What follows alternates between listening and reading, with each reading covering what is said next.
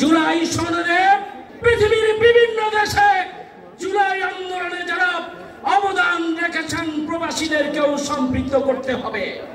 সংগ্রামী ভাইরা আমার, যে জুলাই গণঅভ্যুত্থানের মধ্য দিয়ে আমরা নতুন বাংলাদেশ পেয়েছি, আমরা লক্ষ্য করছি এদেশের 18 কোটি মানুষের আকাঙ্ক্ষা হচ্ছে জুলাই সনদ এবং ঘোষণাপত্র স্বাক্ষর করতে হবে। কিন্তু আমরা লক্ষ্য করছি একটি রাজনৈতিক দল জুলাই গণঅভ্যুত্থানকে সনদ এবং ঘোষণাপত্রে স্বাক্ষরের ব্যাপারে বিরূপ মন্তব্য করছেন। এটি গ্রহণযোগ্য হতে পারে না।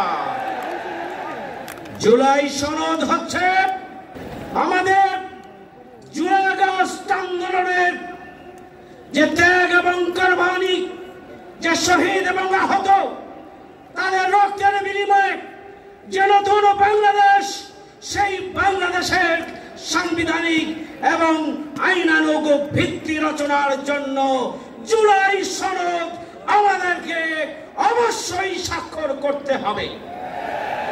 জুলাই সনদে বাংলাদেশ এই রাষ্ট্র প্রতিষ্ঠার ভিত্তি হিসাবে 47 থেকে 71 এবং পরবর্তীতে বিভিন্ন গণতান্ত্রিক আন্দোলনের ধারাবাহিকতায় জুলাই গণঅভ্যুত্থানের যে ঐতিহাসিক আন্দোলন, যে ফ্যাসিবাদী আন্দোলন, সেটাকে সাংবিধানিক এবং আইনগত ভিত্তি দিতে হবে।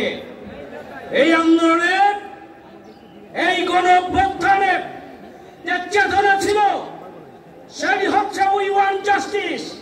চেতনা ছিল বৈষম্যহীন বাংলাদেশ, চেতনা ছিল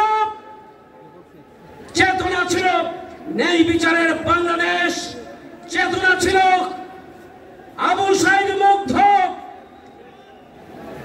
শেষ হয়নি যুদ্ধ। সুতরাং সেই চেতনাকে ধারণ করে আগামী দিনে সুখী, সমৃদ্ধশালী আর দুর্নীতি সন্ত্রাস মুক্ত একটা মানবিক ন্যায় বিচারের, ইনসাফের, বৈষম্যহীন বাংলাদেশের রূপরেখা আমাদের এই জুলাই সনদের মধ্যে সংরক্ষিত করতে হবে।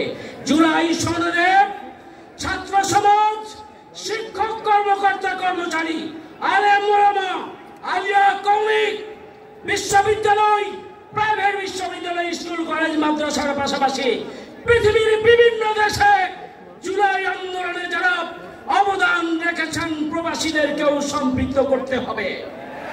সংগ্রামী ভাইরা আমার, জুলাই এই সনদের মধ্যে আগামী দিনে রাষ্ট্র সংস্কার এবং সংবিধান সংস্কারের মাধ্যমে আগামী দিনে এমন একটি বাংলাদেশ প্রতিষ্ঠার স্বপ্ন থাকবে যে বাংলাদেশ আগামী দিনে নতুন কোনো ফ্যাসিবাদের জন্ম দেবে না। এই জন্য অবিলম্বে জুলাই সনদ স্বাক্ষরের জন্য সরকারকে পদক্ষেপ গ্রহণ করতে হবে। 1-2টি দলের কথাই জুলাই সনদ থেমে থাকবে না। এটি 18 কোটি মানুষের দাবি। সেই দাবি পূরণের জন্য আমি আহ্বান জানিয়ে আগামী দিনের আন্দোলনকে আরো বেগবান করার আহ্বান জানিয়ে আমার কথা এখানে শেষ করছি। সবাইকে ধন্যবাদ। আল্লাহ হাফেজ। বাংলাদেশ জিন্দাবাদ।